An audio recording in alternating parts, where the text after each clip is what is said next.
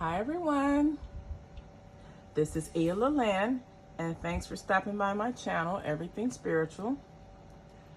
This is a channel where I provide spirit-guided intuitive tarot and oracle card readings, as well as informational videos of a spiritual nature. Today I'm going to do my July 12th house astrology reading for the sign of Virgo.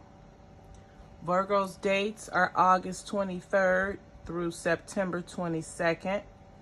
Virgo is ruled by Mercury. It's a receptive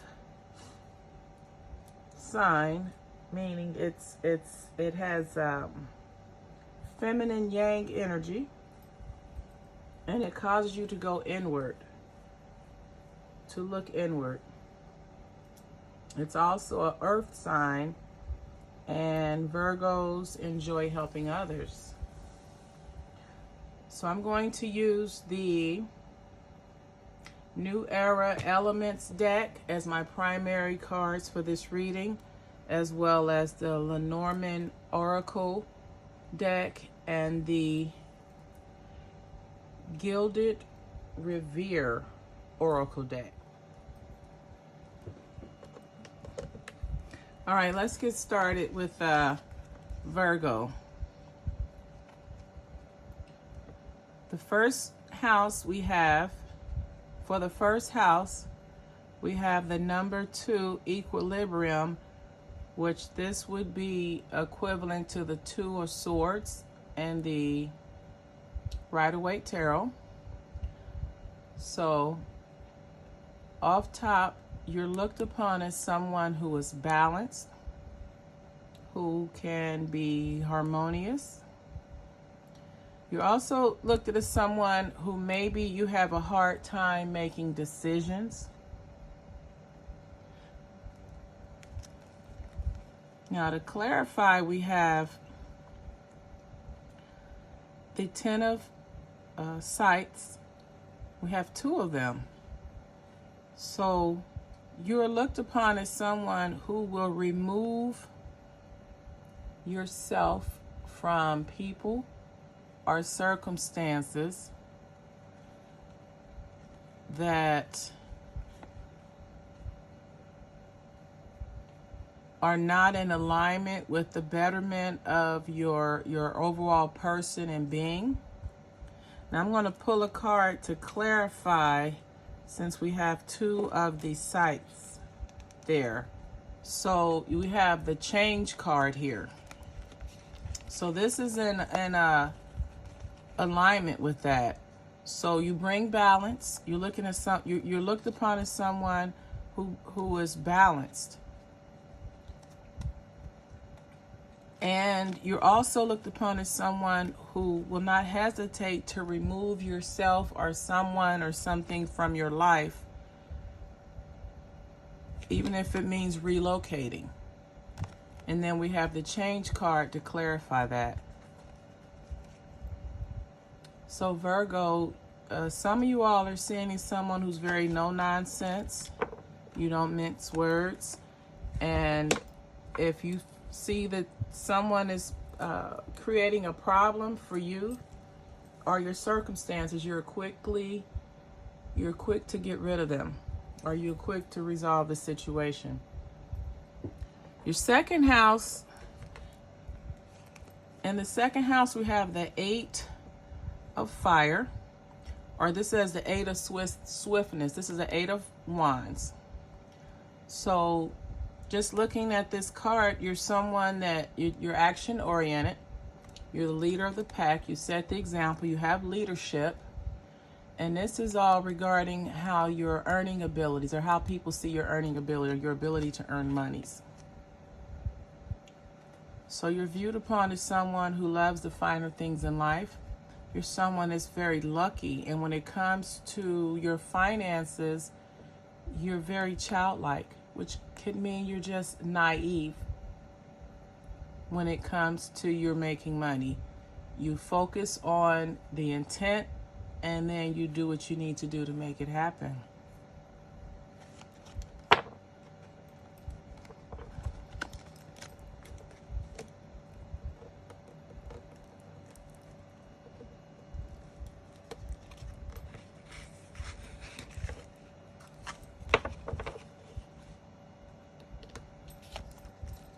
With regard to your third house, you have the Son of Waters. This is someone who may be considered emotionally immature in their immediate environment. They may be someone who is somewhat of a heckler or a troublemaker. So this looks like someone who's in the habit of bringing bad news. There's someone who's in the habit of causing strife, causing sorrow. So Virgo, in some of you all's third house, you have a male Virgo who's considered to be emotionally immature, and that basically brings messages of gloom and doom wherever he goes in his environment. He's like the bearer of bad news and the naysayer. Going into your fourth house, Virgo, we have the Mother of Waters. Now this is your house of emotional nurturing, your family roots and foundations. And by you having the Mother of Waters, you have someone that's very emotional. They have empathy, they have intellect, and also have intuition. So this could be your wife or your mother, even your sister. And she's committed to the family. She's committed to the family, and she'll do whatever she has to do to overcome all obstacles and problems that arise in her family, and also to keep the family secrets. So this is definitely a matriarch personality type that you have, Virgo, in your fourth house. The fifth house, Virgo, is the house of short-term romances. It's the house of your love affairs and your creativity. So here we have a truce. So this is telling me that when it comes to your short-term relationships, you have a truce. You've made a decision, and that decision looks like, Virgo, that some of you all, you've decided that you prefer to only date older women who are settled, who have a kind disposition, who possess wisdom, and who bring peace and harmony to your life. It's not a bad thing, Virgo. In your sixth house, Virgo, we have the universe. So this is telling me that when it comes to your work or the service that you provide to society or in your community, that you travel a lot. You also have emotional stability. You have a very good nurturing foundation, and you have wisdom.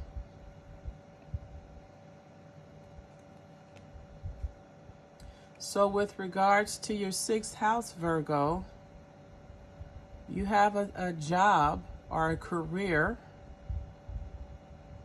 that requires you to travel, but at the same time you have a very solid, stable home foundation, and you're very wise, and you're successful. So you're successful in your work and your service to your community.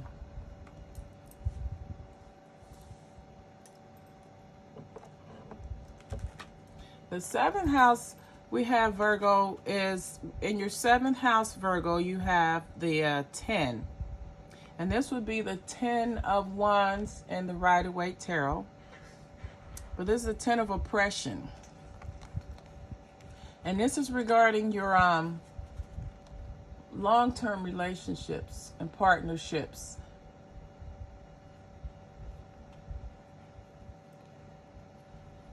So here it looks like the oppression Virgo, is due to a treacherous woman that you may have in your life. This woman is someone who is sneaky, deceitful, maybe just very self-serving.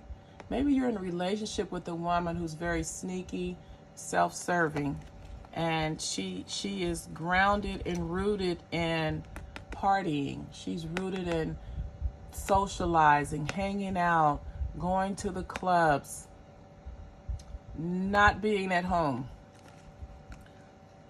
So the oppression is from your relationship with someone who basically is self-serving, and they may be on the hunt to find someone else, and that's why they're anchored into the social life, going out in public, networking, going places without you, meeting new people. So be mindful of that, Virgo, in your relationships. In some of your relationships, you have somebody that is just there temporarily until they find the next relationship.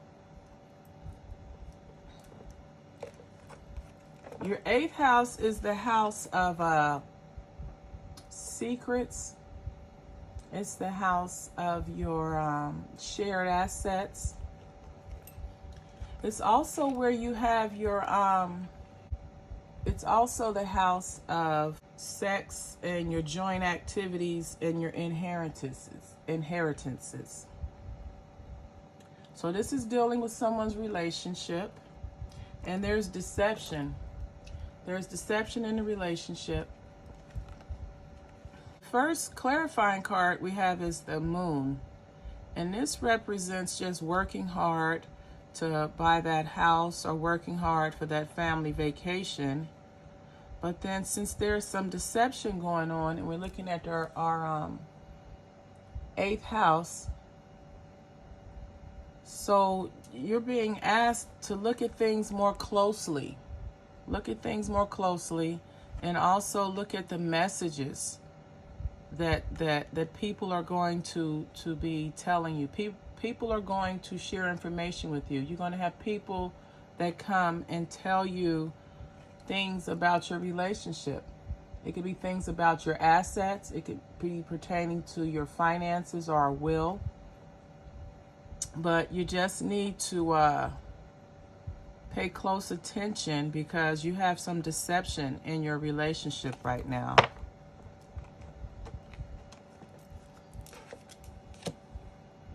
With regard to those things. Your 9th house, that's the house of higher mindedness. This is the house of your expanded consciousness, where you meditate and maybe connect with source or your higher self. And we have the 8 of, this would be the 8 of Pentacles, the 8 of circumspection. And this is showing that when it comes to your spirituality or your consciousness, you are very in tune with mingling, or you're very in tune with communing with like-minded people. And this could be a religious group. This could be a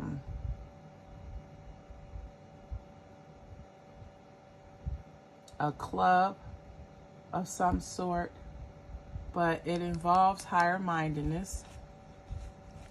And although you have like-minded people and you feel that you all are going in the same direction, be mindful there's someone in the group that is a sneaky, that is self-serving, and that is not for the common good of all, or is not for the greater good of all.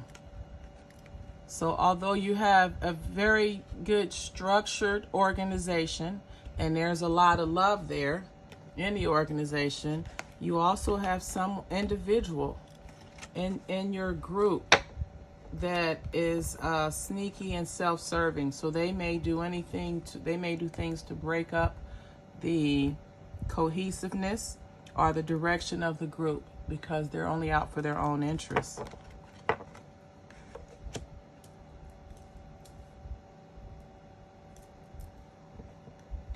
The 10th house, Virgo, is the house of your career, reputation, and professional achievement.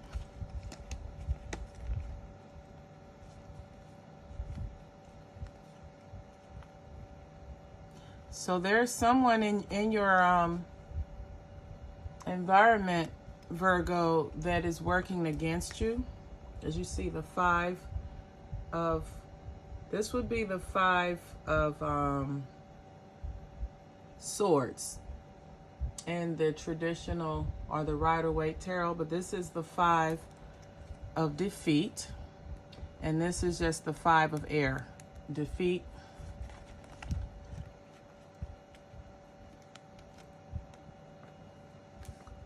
so when it comes to your career, health, and reputation, Virgo, although you have a very solid foundation, you have a really solid foundation when it comes to your career, your reputation, and your professional achievement, you may need to change directions because you could be being deceived by this woman here. And that's why you're being defeated right now. So you have someone that's working against you when it comes to your reputation and your professional achievement. This person could be saying things about you that aren't true, or saying things about you to others that you're not aware of. And as a result of that, your foundation, you need to change directions. You need to change how you're doing things, because this person is trying to slander your name and ruin your reputation. So be on the lookout for that.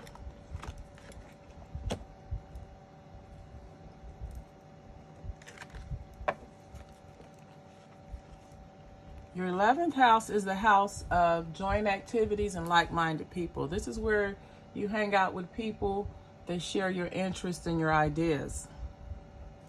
And it looks as if you're very successful, so you have victory. So you're a part of some very good groups, or you are surround yourself with people that have like-minded interests and similar activities that you have. But you have the whip here. So this is telling me that you are successful with being around like-minded people, because you were able to get rid of, you were successful at eliminating this male. There was a male in your group who was not in support of the group. This could have been someone who was a black sheep, or this could be someone who is always in opposition to everything that goes on in the group. And you're going to be successful at removing this person and their energy from the group, so that you can continue to be successful in the group.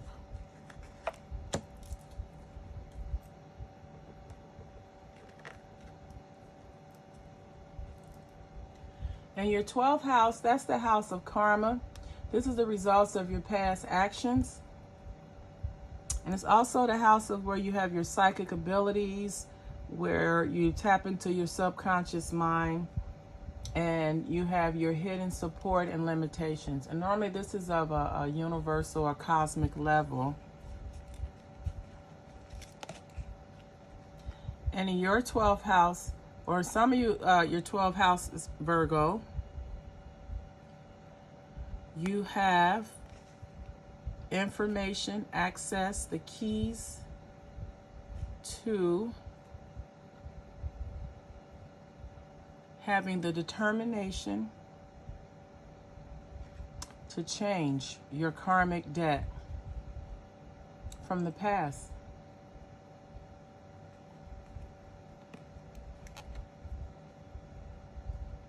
So you have the insight, the know-how, the knowledge. You have the tenacity and determination to move through, to move past the possible karmic debt, or you've been able to rectify the results of the past to where they're now positive. Or you may not have any bad karma at all from your past because you have stability. So that means you know your support, you know your limitations, and you know where your support comes from, and you're able to utilize those things to navigate through your life. So this has been the 12th House Astrology reading for Virgo. If this video resonated with you or someone you know, please like, comment, and subscribe to this channel. And as always, until the next time, namaste.